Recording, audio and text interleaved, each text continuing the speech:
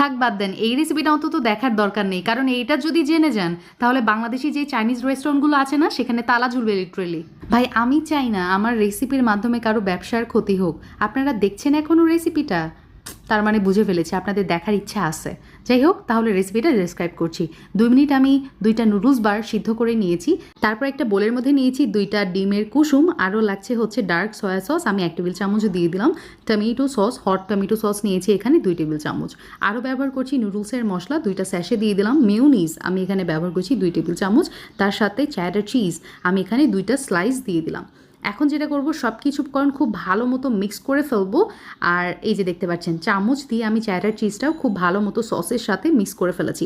এখন চুলা থেকে মাত্র গরম করে রাখা ফুটন্ত পানি, ওই যে নুডলসের পানি, যেটা একদম বলকোঠা পানি, আমি সসের মধ্যে দিয়ে দিলাম। নুডলসগুলো ব্যবহার করেছি এখানে 1.5 কাপ মতো পানি আছে। গরম পানি ব্যবহার করার ফলে ডিমের কুসুম কিন্তু সিদ্ধ হয়ে গেছে। চিলি অয়েল এবং ধনিয়া পাতা কুচি দিয়ে সার্ভ করেছিলাম। শীত, গ্রীষ্ম, বর্ষা যেই সিজনই হোক না কেন, আমার বাসায় এই রেসিপিটা সব সময় হিট।